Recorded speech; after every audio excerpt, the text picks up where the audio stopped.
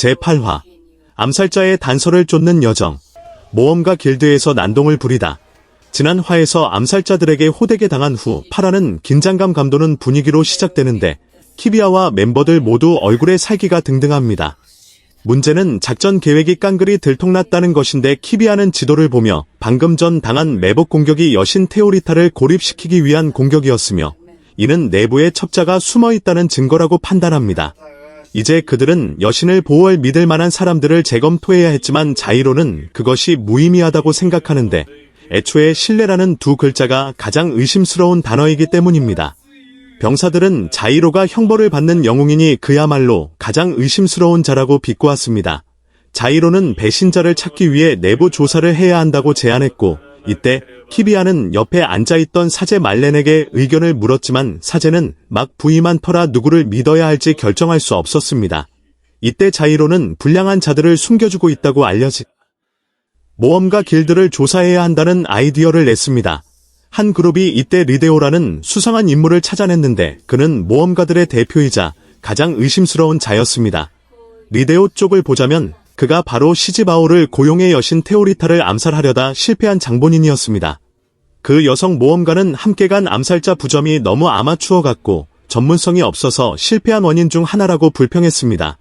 리데오는 시즈바오와 말싸움하기 싫어서 돈주머니를 던져주며 계속해서 테오리타를 죽일 방법을 찾으라고 지시했습니다. 장면이 식당으로 바뀌고 도둑 청년 도타와 제이스가 빵을 뜯고 있는데 제이스는 잔뜩 부은 얼굴로 점심을 먹고 있었습니다. 알고 보니 그의 파란 용이 그가 다른 용들과 함께 있는 것을 보고 질투한 것이었습니다.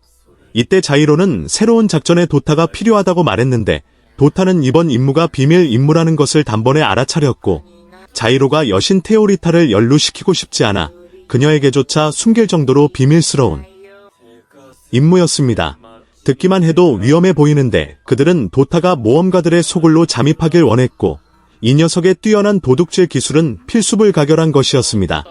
자이로와 키비아가 주의를 끄는 동안 도타는 안으로 몰래 들어가 모험가 길드와 어제 그들을 죽이려 했던 암살자들 사이의 연결고리를 찾기로 했습니다. 키비아와 자이로는 귀족으로 변장해 암살자를 고용하는 척했는데 키비아의 신부는 부유한 귀족 부인이고 자이로는 키비아의 정부 역할이었습니다. 그들은 모험가들에게 가서 키비아의 남편을 암살해달라고 의뢰하는 척했는데 이 연극은 꽤 그럴듯해 보였습니다.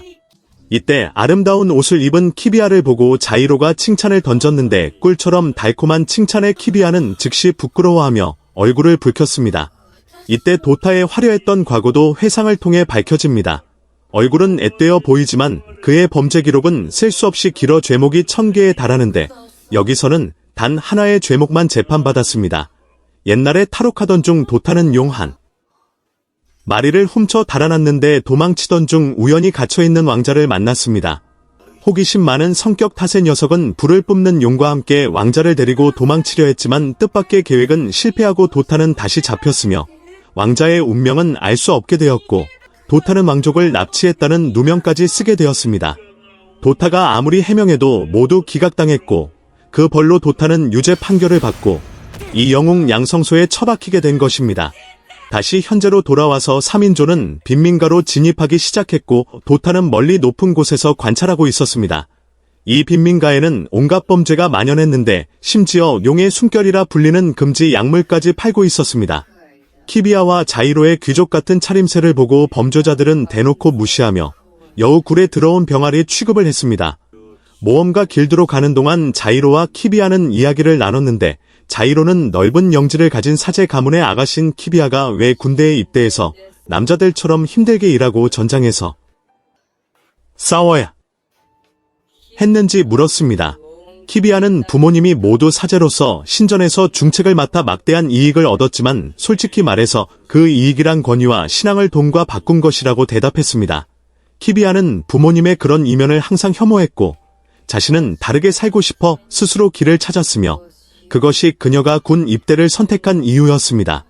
이때 키비아가 남자 주인공의 약혼 여인 프렌시에 대해 물으려던 찰나 도타가 나타나 정찰을 마쳤다고 말했습니다. 그는 약 20명의 경비병과 어린 암살자처럼 보이는 아이들을 발견했고 도타는 계획이 성공할지 걱정했지만 시도해봐야 알 수 있다고 했습니다. 반면 놀랍게도 리데오의 어린 암살자들은 낯선 침입자가 있다는 것을 눈치챘는데 아주 꼼꼼하게 변장했음에도 불구하고 그게 키비아와 자이로라는 것을 알아챘습니다. 한편 자이로와 키비아는 모험가 길드 안으로 들어가 불륜 커플 연기를 펼치며 집안의 늙은 남편을 처리하고 재산을 가로채 내연남과 도망치기 위해 암살자를 고용하고 싶다는 이야기를 꾸며냈습니다. 하지만 이 시나리오는 술집 여주인의 눈을 속이지 못했는데 그녀는 돈 냄새를 맡고 눈을 반짝이면서도 두 사람의 수상한 점을 눈치챘습니다. 자이로는 정체를 드러내고 플랜 B인 화끈한 전투를 벌이기로 결심하고 한바탕 난동을 부리려던 찰나 뜻밖의 인물인 남자 주인공의 약혼녀 프렌시가 나타나 그 두 사람을 위기에서 구해냈습니다. 알고 보니 그녀도 이 모험가들에 대해 조사하고 있었는데 키비아가 왜 자기들 계획에 끼어드냐고 따지자 프렌시는 자이로가 자신의 약혼자니 따라다니는 건 당연한 일이라고 말했습니다. 키비아와 프렌시가 말다툼을 하는 동안 그들은 밖에서 리데오의 어린 암살자들과 거대한 마법기계에 총을 장착한 암살자가 접근하여 그들을 몰살시키려 준비하고 있다는 사실을 몰랐습니다. 방 안에서 자이로와 다른 사람들도 탄환장전 소리를 들었고 오히려 잘됐다 싶어 연극을 집어치우고 익숙한 단검을 꺼내들어 암살자들과의 교전을 시작했습니다. 자이로, 키비아, 프렌시는 서로를 계속 엄호하며 환상적인 호흡을 보여주었고 순식간에 적들을 쉽게 제압했습니다. 남자 주인공은 암살자가 끈질기게 버티자 가볍게 폭발 단검을 던졌고 놈은 즉시 숫덩이처럼 검게 타버렸습니다. 전투가 벌어져 거리 한쪽이 진동하고 불길이 치솟자 도타는 황폐해진 광경을 보며 덜덜 떨었고 자이로 형님의 조용한 조사 계획이 이렇게 천지가 개벽할 테러 수준이 될 줄은 몰랐습니다. 자이로는 이왕 이렇게 된 거 끝장을 보기로 하고 도시의 쓰레기들을 청소하는 동시에 리데오를 끌어낼 방법을 찾기로 결심하며 8화가 끝납니다. 9화를 기대해주세요.